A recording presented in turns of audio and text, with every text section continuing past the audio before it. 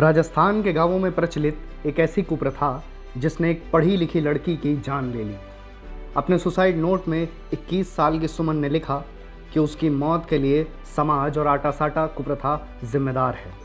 वो अपने भाइयों को कसम देते हुए लिखती है कि कोई भी अपनी बहन की चिता पर अपना घर नहीं बसाए।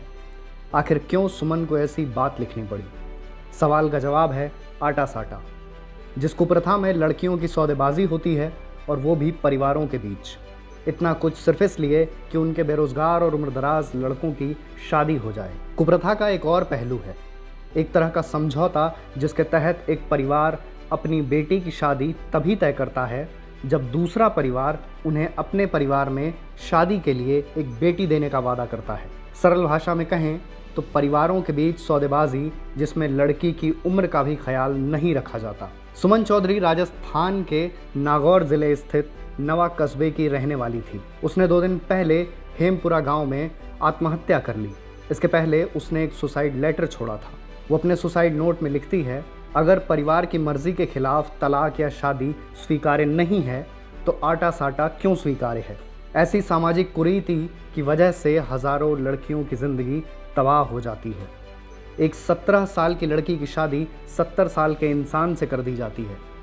समाज सिर्फ अपने बेटों के लिए एक अच्छी दुल्हन पाना चाहता है। इस कुप्रथा के कई तरीके और पहलू हैं। जब एक लड़के की शादी नहीं हो पाती तब माता पिता अन्य परिवार के सामने शर्त रखते हैं। वह कहते हैं, आप हमें अपनी बेटी देंगे तो हम अपनी बेटी की शादी आपके बेटे से कर देंगे। यानी लड़की के बदले लड़की का सौदा आटा साटा है। इसके तमाम मामले बाल विवाह से भी प्रेरित होते हैं। इस कुप्रथा के तहत रिश्ते भी कई तरह से किए जाते हैं। अमूमन 2 परिवारों के बीच लड़की के बदले लड़की देने की बात होती है, तो कई बार इसमें लड़की के बदले लड़की के घर के रिश्तेदारों की शादी भी हो जाती है। यानी एक ही समय में 3 से 4 रिश्ते। कुछ घरों में बड़ी बहन और छोटा भाई होता है, दोनों के बीच 5-10 साल का अंतर होता है। ऐसे में लड़की की शादी तब तक नहीं होती जब तक उनका छोटा बेटा शादी के लायक नहीं हो जाता है।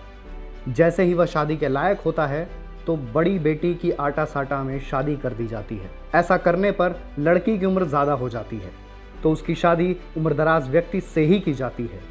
राजस्थान के कई गांवों में इस कुप्रथा का चलन है, लिहाजा बीते कुछ समय में इस तरह के कई मामले सामने आए हैं।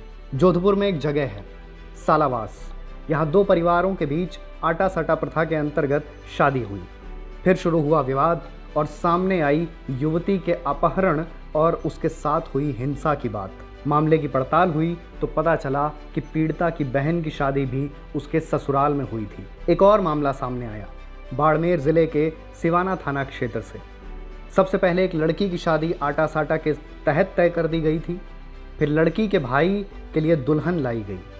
लड़की ने दूल्हे के उम्रदराज होने का हवाला देते हुए शादी से इनकार कर दिया। तभी परिवार ने उसे प्रताड़ित करना शुरू कर दिया।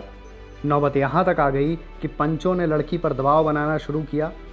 शादी नहीं होने के बाद लड़की और उसके परिवार वालों को प्रताड़ित किया जाने लगा। राजस्थान में आटा साटा की 2 बड़ी वजहें हैं, लड़कों की सीमित शिक्षा और बेरोजगारी। इसका सीधा प्रभाव पड़ रहा है लड़कियों की संख्या पर।